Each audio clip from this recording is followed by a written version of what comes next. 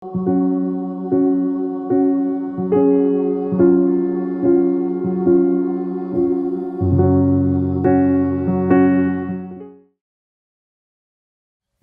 உங்கள் யாவருக்கும் ஆண்டவராக இயேசு கிறிஸ்து நாமத்தில் அன்பு வாழ்த்துக்களை தெரிவித்துக் கொள்கிறேன்.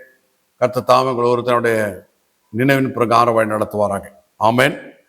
நாம் தொடர்ந்து தியானித்து வருகிற பிரகாரமாய் தேவனை பற்றியதான அறிவை பரிசுத்த வேதாமத்திலிருந்து பரிசுத்த ஆவியான ஒத்தாசையோடு கூட நாம் பயின்று வருகிறோம். ரோமர் 15ஆம் அதிகாரம் 33ஆம் வசனத்திலும் 16-20 வாசிக்கும் பொழுது சமாதானத்தின் தேவன் என்று சொல்லி அவரை பார்க்கிறோம். அப்போ நம்மளது ஆராதிக்கிறதான தேவன் யார் என்று சொல்லி பார்க்கும்போது அவர் சமாதானத்தின் தேவனாயிருக்கிறார். அவர் சமாதானத்தின் தேவனாயிருக்கிறதுனாலே நமக்கு சமாதானத்தை தருகிறவராக இருக்கிறார். உலகத்தில் இருக்கிற மக்கள் எல்லாம் நாடி தேடுகிறதான ரெண்டு காரியம் என்ன என்றால், ஒன்று சமாதானம், மற்றொன்று சந்தோஷம். இந்த சமாதானத்தையும் சந்தோஷத்தையும் கர்த்தராகிய இயேசு கிறிஸ்து நமக்கு தருகிறவராக இருக்கிறார். ஏனென்றால் அவர் சமாதானத்தின் தேவன் என்று சொல்லி பார்க்கிறோம். ஏசாயா 9ஆம் அதிகாரம் 6ஆம் வசனத்தில் வாசிக்கும் பொழுது சமாதான பிரபு என்று சொல்லி அவரை குறித்து பார்க்கின்றோம். ஆகினால பிரியமானவர்களே, நம்முடைய தேவன் சமாதானத்தின் தேவனா இருக்கிறார், சமாதானத்தின் பிரபுவா இருக்கிறார். நம்முடைய வாழ்க்கையில தேவையான சமாதானத்தை அவர் தருகிறவரா இருக்கிறார். அந்த சமாதானத்தை நாம் பெற்றுக்கொள்வதற்கு அவரிடத்துல நம்ம ஒப்பு கொடுப்போம், அவர் விசுவாசிப்போம். கர்த்தாவே, நீர் சமாதானத்தின் தேவனா இருக்கிற அப்படின்னாலே, நீ சமாதான பிரபுவா இருக்கிற அப்படின்னால நம்ம சோத்திருக்கிறேன், துதிக்கிறேன், ஆராதிக்கிறேன்.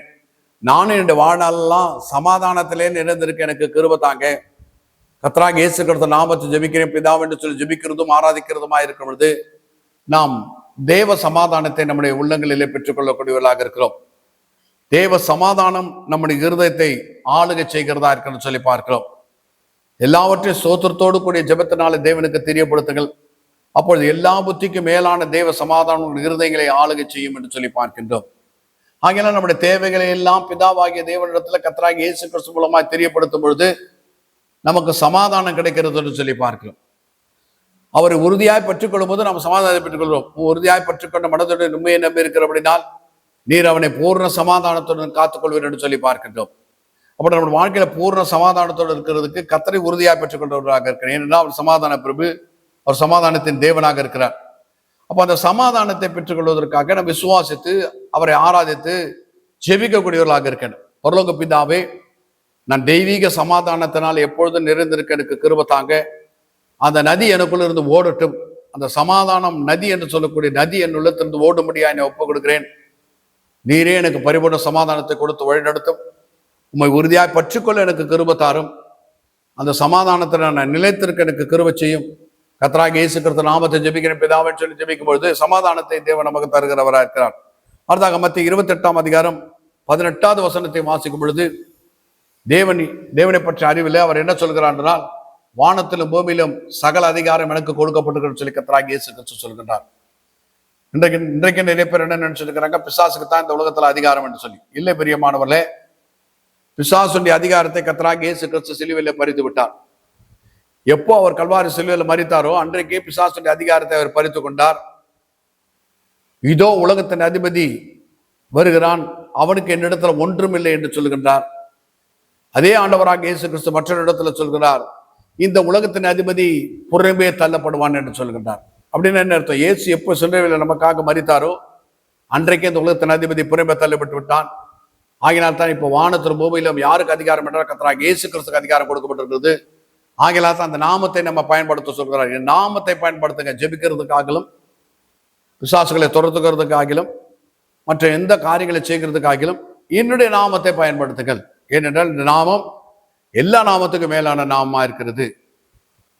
கர்த்தருடைய நாமம் பலத்த துர்கம், நீதிமான் அதற்குள்ள ஓடி சுகமாய் தங்கி இருப்பான் என்று சொல்லி பார்க்கிறோம். அப்ப தேவனுடைய நாமம் நாம் தங்குகிற நிழலா இருக்கிறது. தேவனுடைய நாமம் நம்ம பரிசமாக்குறதா இருக்கிறது. தேவனுடைய நாமத்துல பிசாசை துரத்தக்கூடியவர்களாக இருக்கிறோம். இயேசு கிறிஸ்து நாமத்துல பிதாவை நோக்கி ஜெபிக்கும் போது நம்ம ஜெபங்களுக்கு பதில் கிடைக்கிறதா இருக்கிறது. ஆகையினால தான் அந்த நாம வானத்திலும் பூமியிலும் சகல அதிகாரம் படைத்ததான் நாமமா இருக்கிறது. பேதுருவும் யோவானும் தேவாலயத்துக்கு போகிறதான வழியில் தேவாலயத்துடைய வாசல் இருக்க ஒரு மனிதன் முடவனாயிருந்து பிச்சை கேட்டுக்கொண்டிருக்கான். இவர்களிடத்துல பிச்சை கேட்கும்போது அவர்கள் இருவரும் அவனை பார்த்து சொல்கிறார்கள், வெள்ளியும் பொன்னியும் எங்களிடத்தில் இல்லை, எங்களிடத்தில் இருக்கிறது எங்களுக்கு கொடுக்கிறோம்.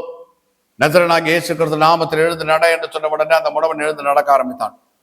அப்ப பேதுரு யோவான் இடத்துல இருந்தது என்ன என்றால் கர்த்தராகிய இயேசு கிறிஸ்துவின் நாமம். அந்த கர்த்தராகிய இயேசு கிறிஸ்துவின் நாமம் யாரெல்லாம் அவரை விசுவாசிக்கிறார் அவர்கள் எல்லாருக்கும் அந்த நாமம் கொடுக்கப்படுகிறது. அந்த நாமத்தை நாம் பயன்படுத்தணும் ஜெபிக்கிறதுக்கும் பிசாசு துரத்துறதுக்கும். இயேசு கிறிஸ்து நாமத்துல போ பிசாசுன்னு சொன்னா போக மாட்டேன்னு சொல்லக்கூட ஒரு பிசாசு கிடையாது. ஆகினா எல்லா பிசாசும் போக்குறதா இருக்கிறது. ஆகினா வானத்தின் பூமியிலும் சகல அதிகாரம் கர்த்தராகிய இயேசு கிறிஸ்து கொடுக்கப்பட்டிருக்கிறது. அடுத்தாக யோபு 5ஆம் அதிகாரம் 9ஆம் வசனத்திலும் 9ஆம் அதிகாரம் 10ஆம் வசனத்திலும் வாசிக்கும் போது ஆராய்ந்து முடியாத பெரிய காரியங்களும் எண்ணி முடியாத அதிசயங்களை செய்கிறவரா இருக்கிறார் என்று சொல்லி பார்க்கிறோம். அப்போ நம்முடைய தேவன் ஆராய்ந்து முடியாத பெரிய காரியங்களை செய்கிறவர், எண்ணி முடியாத அதிசயங்களை செய்கிறவரா இருக்கிறார் என்று சொல்லி பார்க்கின்றோம். அப்போ நம்முடைய வாழ்க்கையில் அவர் அதிசயங்களையும் பெரிய காரியங்களையும் செய்கிறவராக இருக்கு. ஆகிய தான் நம்முடைய தேவனை குறித்து எப்போதுமே நாம் பெரிதா என்ன விட நாம் நினைக்கிறதும் பெருசா நினைக்கக்கூடியவர்களாக இருக்கிறது. அப்படி தேவனுக்குள்ள பெரிய காரியங்களை எண்ணி முடியாத அதிசயங்களை செய்கிறதான தேவனை விசுவாசித்து எப்போது மையப்படுத்துவதாக இருக்கிறார். அடுத்தாக வாசிக்கும் போது எரேமியா 31ஆம் அதிகாரம் 14ஆம் வசனத்தில் தேவனை குறித்து என்ன பார்க்கிறோம் என்று சொல்லி பார்க்கும்போது அவர் திருப்தி ஆக்குகிறவராக இருக்கிறார். என் ஜனங்கள் நான் அளிக்கும் நன்மையினால திருப்தி ஆவார்கள் என்று சொல்லி பார்க்கின்றோம். சங்கீதம் 96:16 கூட வாசிக்கிறோம். அவர் அளிக்கிற நன்மையினால் நம்மை திருப்தி ஆக்குகிறவராக. ஜீவனால்லாம் கர்த்தர் நம்மை அவன் நாமத்தை அறிந்திருக்கிற அப்படினால் அவனை நான் திருப்தி ஆக்குவேன் என்று சொல்கிறார். உயர்ந்த அடக்கலை திருப்தி ஆக்குவேன் என்று சொல்கிறார். அப்ப திருப்தி ஆக்குகிறவர் நம்முடைய தேவன் போதும் என்று சொல்லக்கூடிய அளவுக்கு நம்மை ஆசீர்வதிக்கக்கூடியவராக இருக்கிறார். அந்த அளவுக்கு திருப்தி ஆக்குகிறவராக இருக்கிறார். அப்படி திருப்தி ஆக்குறதான தேவனை தான பெற்றிருக்கிறோம் என்று சொல்லி பார்க்கிறோம். 2 கொரிந்தியர் 9ஆம் அதிகாரம் 10ஆம் வசனத்திலும் 1 கொரிந்தியர் 3ஆம் அதிகாரம் 17ஆம் வசனத்திலும் வாசிக்கும் பொழுது நம்முடைய தேவன் விதையை கொடுக்கிறவராக இருக்கிறார், விளைய செய்கிறவராக இருக்கிறார். அப்போ தேவன் தான் நமக்கு விதையை கொடுக்கிறவர், அவர் தான் அதை விளைய செய்கிறவருமாய் இருக்கிறார். அவர் விதை தரலன்னா நம்மளுக்கு ஒன்றும் பிரயோஜனப்பட முடியாது. அவர் விளைய செய்யலைன்னா நம்ம ஒன்றுமே பண்ண முடியாது. அவர் விதையும் கொடுக்கிறார், விளைய செய்கிறவர். அது மாத்திரமல்ல, உபாகம் 8ஆம் அதிகாரம் 12ஆம் வசனத்திலே ஐஸ்வர்யத்தை சம்பாதிக்கிறதுக்கான பலனை கொடுக்கிறவராக இருக்கார். இப்ப விளைஞ்சு வந்ததை வாங்குறதுக்கு ஐஸ்வர்யத்தை சம்பாதிக்க பலன் கொடுக்கிறவராக இருக்கிறார். ஆகையினால பிரியமானவர்களே, நம்முடைய தேவன் யார் என்றால் விதையை கொடுக்கிறவர், விளைய செய்கிறவர், ஐஸ்வர்யத்தை சம்பாதிக்க பலன் கொடுக்கிறவர், அந்த விதைகளை வாங்குறதுக்கான பலனை கொடுக்கிறவர், அதை ஆசீர்வதித்து கொடுக்கிறவர் அவராக இருக்கிறார். மத்திய 6ஆம் அதிகாரம் 8ஆம் வசனத்துல வாசிக்கும் பொழுது நீங்கள் ஜெபிப்பதற்கு முன்பதாக உங்களுடைய தேவைகளை எல்லாம் உங்களுடைய பரப்பிதா அறிந்திருக்கிறார். அப்ப தேவன் நம்முடைய தேவைகளை எல்லாம் அறிந்தவராக இருக்கிறார். உங்களுக்கு விசுவாசம் தேவையா, அன்பு தேவையா, பரிசுத்த தேவையா, கீழ்ப்படிதல் தேவையா, உண்மை தேவையா, ஆசீர்வாதம் தேவையா, ஐஸ்வர்யம் தேவையா, சுகம் தேவையா, பலன் தேவையா, பரிசுத்த வழிநடத்தல் தேவையா, உங்களுக்கு என்ன தேவை என்று சொல்லி பரலோக பிதா அறிந்திருக்கிறார். அப்ப நம்ம அறிந்திருக்கிறதா நம்ம தேவனை பற்றி அறிந்து கொள்ளும் போது தேவன் யார் என்றால் இந்த தேவன் என்ற எல்லாவற்றையும் அறிந்திருக்கிறவர், உட்கார்ந்தாலும் எழுதலையா இருந்திருக்கிறவர், நான் மாம்சத்தில் இருக்க என்பதை அறிந்திருக்கிறவர், அவர் இல்லாமல் என்னாலும் ஒன்றும் செய்ய முடியாது என்பதை அறிந்திருக்கிறார். பரிசுத்த ஆவியானவர் தான் நான் சகல சத்தியத்தை நடத்தப்பட முடியும் என்பதை அறிந்திருக்கிறவர்.